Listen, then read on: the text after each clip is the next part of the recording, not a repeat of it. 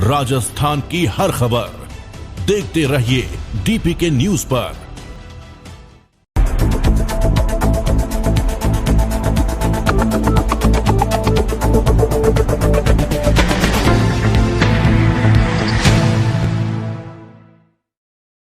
नमस्कार, DPK news में आपका स्वागत है। मैं आपके साथ हर्ष चौधरी।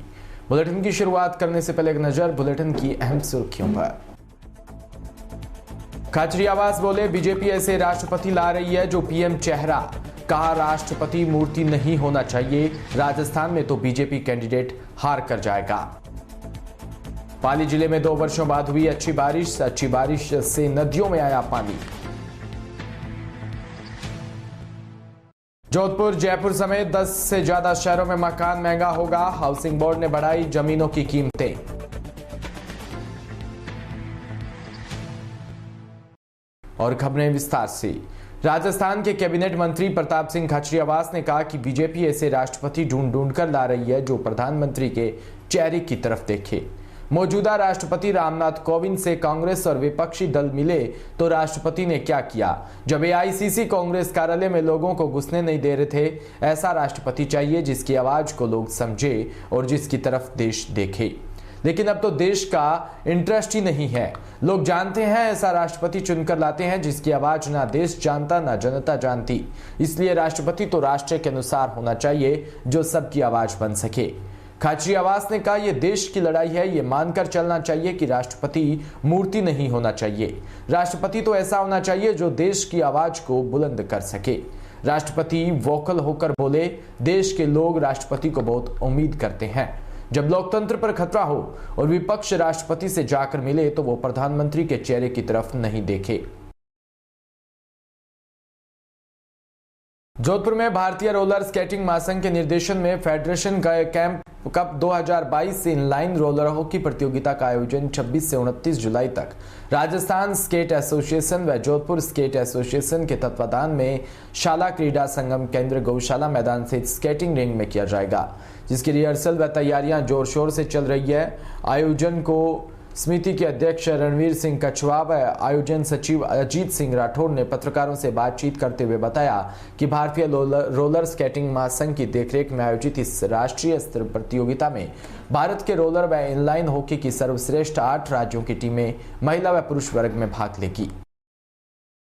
महोदय से हम जयपुर जाके मिले थे। पोस्टर का विमोचन कराने के साथ साथ में हमने निवेदन किया था कि चूंकि इतना बड़ा आयोजन राष्ट्रीय स्तर प्रतियोगिता हो रही है और इंडिया की बेस्ट 8 टीमें इनलाइन और रोलर स्केटिंग की, तो 16 32 टीमें करीब इसमें भाग लेंगी। और जोधपुर का सौभाग्य है कि 2017 के बाद में पुनः हमें ये नेशनल प्रोग्राम मिला है और हम इस काबिल हो रहे हैं कि राष्ट्रीय स्तर की प्रतियोगिता हम लोग जोधपुर में करा पा रहे हैं।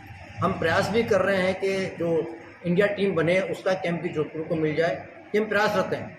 और बड़ी खुशी की बात है कि मुख्यमंत्री महोदय ने हमें बहुत सहयोग किया, इस कार्यक्रम के संदर्भ में पूरी जानकारी प्राप्त की और क्या मदद चाहिए। सबसे बड़ी बात ये रही कि क्या मदद चाहिए उसके लिए भी उन्होंने कहा। हमने ये रखा कि नहीं साहब, आप तो ये आशीर्वाद दें कि हम खिलाड़ियों को आराम से यहाँ ठहरा सकें, उनको इतनी अच्छी व्यवस्था कर सकें कि ये मैसेज जाए कि राजस्थान में इस ढंग के भी खेल प्रतियोगिताओं के लिए आयोजन किया जा सकता है। एक अच्छा आयोजन मिलेगा। एक प्रकार से आप ये देख लें कि जो आइस हॉकी होती है उसी का एक दूसरा रूप है ये, जो कि फ्लोर पे होती है। और मैं निवेदन करूंगा जोधपुर वासियों से कि खेल प्रेमियों से विशेषकर कि वो आएँ, इस गेम को देखें ताकि उनको मालूम चले कि स्केट्स हॉकी होती क्या है। सर, ये हमें भारतीय रोलर स्केटिंग महासंघ ने एक जिम्मेदारी दी है कि राजस्थान में एक रोलर हॉकी और इनलाइन हॉकी का राष्ट्रीय स्तर का आयोजन करें। तो राजस्थान स्केट एसोसिएशन और जोधपुर स्केट एसोसिएशन के सानिध्य में ये कार्यक्रम करा रहे हैं और निश्चित इससे इस खेल से राजस्थान के बच्चों को खूब देखने को मिलेगा। और इसका आयोजन जोधपुर में यहाँ अजीत सिंह जी है जो इस कार्यक्रम के ऑर्गेनाइजिंग सेक्रेटरी होंगे, उनके जिम्मे सौंपा है और हम चाहते हैं इसको बहुत बेहतरीन और अच्छे से अच्छा कार्यक्रम हो। नागौर के मकराना में संगमरमर व्यापार मंडल की आम बैठक बाईपास रोड पर कार्यालय में अध्यक्ष अब्दुल रहीम सिसोदिया की अध्यक्षता में आयोजित की, जिसमें मकराना मार्बल का कार्य करने वाले और मकराना मार्बल को प्रोत्साहन करने वाले व्यापारिक फर्म को प्रशस्ति पत्र देकर सम्मानित किया जाएगा। आगामी माह में संस्था के कार्यकाल को 3 वर्ष पूर्ण पर संस्था की आय व्यय लेखा जोखा का ब्यौरा समस्त मार्बल व्यापारियों के समक्ष प्रस्तुत किया जाएगा। सूरतगढ़ में सुपर थर्मल पावर प्लांट में सैकड़ों वाहन धारकों के मालिकों ने फरवरी से वाहनों का भुगतान न होने को लेकर विरोध प्रदर्शन किया। अब थर्मल को ठप करने की चेतावनी दी। वाहन मालिकों का कहना है कि जब तक हमारे भुगतान नहीं होगा तब तक हम हड़ताल पर रहेंगे। वहीं सूरतगढ़ उपखंड कार्यालय पर अधिवक्ताओं का प्रदर्शन न्यायालय के लिए बीकानेर रोड से लगती शेष रही भूमि आवंटित करवाने की मांग को लेकर प्रशासनिक अधिकारी द्वारा जानबूझकर सही तथ्यों की रिपोर्ट नहीं देने का आरोप लगाते हुए अधिवक्ताओं ने उपखंड कार्यालय में नारेबाजी की। प्रदर्शन करते हुए उपखंड के आगे धरने पर बैठे पुलिस जाब्ता मौके पर तैनात रहा। देसूरी में पिछले 2 साल बाद अच्छी बारिश के बाद आमजन में चाहे खुशी हो या पिछले 2 साल से बारिश न होने से सूखा व पेयजल संकट को लेकर आमजन काफी परेशान थे। इस बार अच्छी बारिश से 2 वर्ष बाद अच्छी बारिश के बाद जिले की विभिन्न नदियों में पानी की आवक हुई। इसको लेकर ग्रामीण काफी खुश दिखे। ग्रामीणों ने सरपंच नेतृत्व में नदी की पूजा, गंगा मैया के लगाए जयकारे। वहीं देसूरी अरावली पर्वतमाला में झमाझम बारिश के बाद पहाड़ों से निकलने वाली नदियां व नालों में पानी आ गया। जोधपुर टूरिस्ट गाइडलाइंस लाइसेंस की नई भर्ती निकालने के बाद पर्यटन से जुड़े लोगों ने फार्म भर जमा करवाने के 2 माह बाद भी कुछ कार्रवाई न होने पर अभ्यर्थियों ने पर्यटक स्वागत केंद्र मुख्यालय पर पर्यटन अधिकारी डॉक्टर सरिता फिरोडा को ज्ञापन देकर कहा कि अन्य शहरों में जिस प्रकार कलेक्टर की अध्यक्षता में कमेटी गठन और बैठक और परीक्षा तिथि की घोषणा तक हो चुकी है तो जोधपुर को पीछे क्यों रखा हुआ है। अभ्यर्थी कुशाल सिंह जोधा ने बताया कि कोरोना से 2 वर्षों बंद पर्यटन में तेजी आने की प्रबल संभावना है। ट्रैवल एजेंट व होटल्स की बुकिंग में बड़ा उछाल है। ऐसे में जल्द इस प्रक्रिया को पूरा कर लिया जाएगा। छोटा सा ज्ञापन दिया गया है इस विषय में कि सभी जिलों के अंदर गाइड की प्रशिक्षण शिविर की प्रक्रिया की शुरू की हो चुकी कार्रवाई, लेकिन जोधपुर में अभी तक इस विषय में कोई भी कार्रवाई नहीं की गई और नहीं कोई सूचना सभी जो जिन लोगों ने फॉर्म भरे उनको दी गई। तो इस विषय में संघर्ष समिति आज यहाँ पे पेश हुई है। यहाँ के डायरेक्टर से मिलकर उनको ज्ञापन दिया गया है कि इस विषय में हमें जल्द से जल्द सारी जानकारी हमें प्राप्त दी जाए कि कब एग्ज़ाम होंगे, कितनी तारीख होंगे, क्या विषय होंगे, क्या सिलेबस होगा। उस विषय में हम सब लोग यहाँ पे आए हैं और डायरेक्टर साहब से मिले और उन्होंने हमें आश्वासन दिया है कि 31 जुलाई तक सारी एग्ज़ाम की तैयारी की जा चुकी है। आप लोग अपनी तैयारी रखें और जल्द कोई भी तरह की सूचनाएं होगी वो हमें यहाँ पे दे दें। सूरतगढ़ विधानसभा क्षेत्र के गांव रामपुरा नेवला के राजकीय उच्च माध्यमिक विद्यालय का कांग्रेसी विधायक प्रत्याशी पीसीसी सदस्य हनुमान मील ने निरीक्षण किया।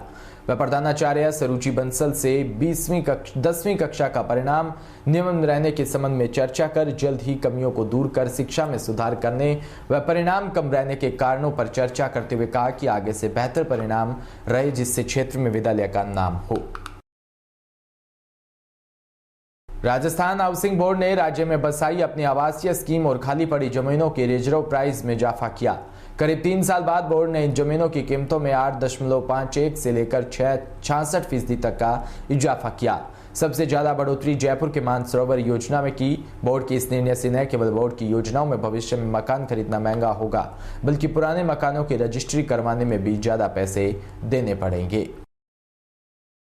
कोलायत के सामुदायिक स्वास्थ्य केंद्र में ब्लॉक स्तरीय मासिक बैठक का आयोजन किया। बैठक में हेल्दी लीवर कैंपेन व सरकारी योजनाओं को लेकर चर्चा की गई। बैठक में बीसीएमओ डॉक्टर सुनील जैन ने जानकारी देते हुए बताया कि मासिक बैठक के दौरान सरकारी योजनाओं को लेकर समीक्षा बैठक आयोजित की और बैठक में परिवार कल्याण के अच्छे कार्य करने के लिए चिकित्सक व आशा को प्रशस्ति पत्र देकर सम्मानित किया और साथ ही लोगों को ज्यादा से ज्यादा सरकारी योजनाओं का लाभ लेने के लिए प्रेरित किया। सामुदायिक स्वास्थ्य केंद्र पे ब्लॉक स्तरीय मासिक संगोष्ठी का आयोजन किया गया, जिसमें कोलायत तहसील के सभी चिकित्सक, एएनएम, उपकेंद्र प्रभारी, सीएचओ उपस्थित हुए। मासिक बैठक में सभी फ्लैगशिप योजनाओं की समीक्षा की गई तथा जिन कर्मचारी एवं अधिकारियों ने परिवार कल्याण में अच्छा काम किया उन्हें प्रोत्साहन स्वरूप शील्ड एवं प्रशस्ति पत्र दिया गया तथा इस दौरान हेल्दी लीवर कैंपेन, तंबाकू, गर्भवती महिलाओं के अर्ली रजिस्ट्रेशन पर विशेष जोर दिया गया। धन्यवाद। इसी के साथ बुलेटिन में इतना ही। नमस्कार।